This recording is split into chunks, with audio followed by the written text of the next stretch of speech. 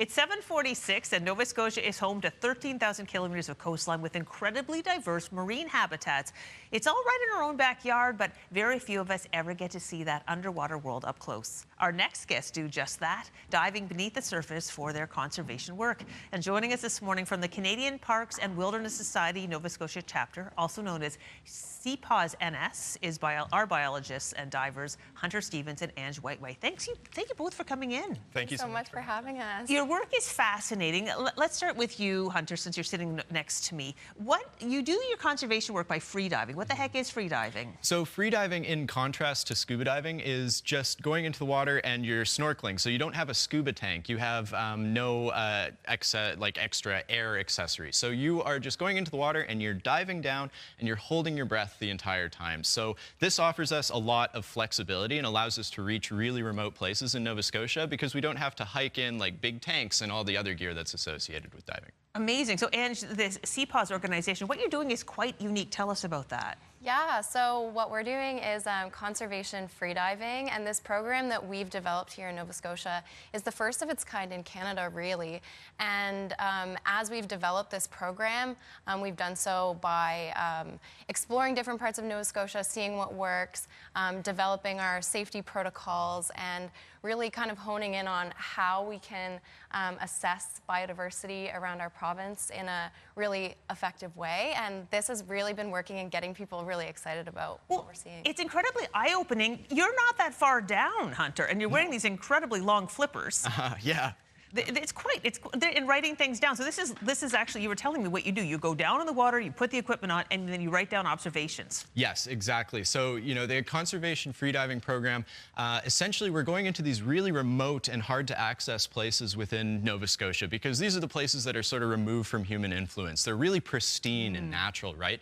So we're going in there and we go snorkeling and we're looking at everything that we can see and we're documenting it. And that's what you saw me writing on my wrist there, was on this slate. I'm writing down what species I'm seeing and approximately how many we're seeing. And then while we're doing that too, we're taking all this amazing picture and video that you're seeing on your screen right now. So it's very physically intense. It's not just going out for a swim.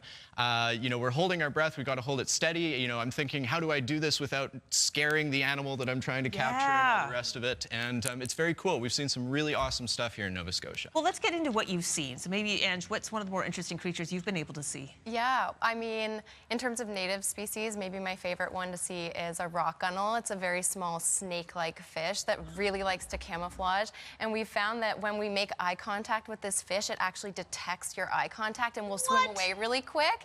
But in terms of visitors and new species that we're seeing... Okay, so this is baby lobster. Yeah, so this is what's called a post-larval lobster. So it's just, you see, it looks like an adult lobster, but just very small. So, and there's a big one. So that one actually is carrying eggs, and that's why she's got her tail tucked. That's a really big female.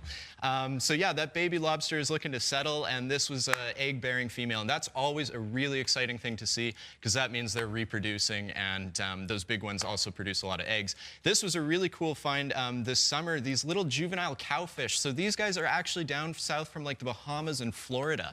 And that was another thing we saw this year, was a lot of these interesting tropical species just occurring here. These are American eel. These are elver, actually, and going up. Oh, this was a flying gurnard. This was one of the really exciting tropical species that we saw this summer. Hunter and I had a really awesome dive close to Peggy's Cove, actually. Yeah.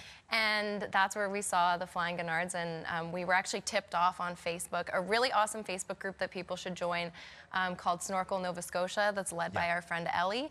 And that's a really great way for people to keep up with the species that everyone is seeing. There's a huge uptick in snorkeling right now in Nova Scotia. So, I mean, the Facebook page is being updated every day, so you can see what people are seeing if you're not planning on getting in the water yourself anytime soon, because it's a bit cold. Well, as long as you're taking nothing but pictures and leaving nothing but memories, right? Exactly. Like you're not hurting anything. And that's holy moly! Point. Yeah, and that's why we love doing this, is because it's really like very observational. We're not taking samples or anything like that. We're not disturbing nature as much as we can. We're just observing it, documenting it, and bringing it to people at home.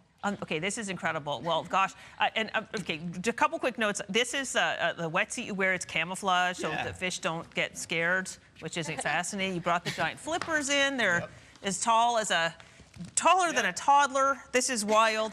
So for people watching at home, obviously you've piqued their interest. How can they get involved in this? Right, so this is one thing that I really want to emphasize is that snorkeling is very, very accessible. Anybody can do it. Hi, Mom. My mom, she sort of has some mobility issues, and she loves snorkeling because when you're in the water, you're very weightless. So I really want to emphasize that we have people snorkeling from 8 to 80. Anybody can come in and do this. And again, join that Facebook group if you're interested. Shoot us a message and you can come out. If you want to get into the research end of it, we really like the citizen science platform called iNaturalist. So if you have a camera, and it doesn't have to be underwater, it's just anytime you're outside in nature and you're just taking pictures or documenting some evidence of an animal or something like that, and you put it onto this platform, and then that data is actually going to be used by researchers all over the world, and including us. So Wonderful. Please get involved. Please get involved. Thank you so much for we'll put the information on our website about CPAWS NS.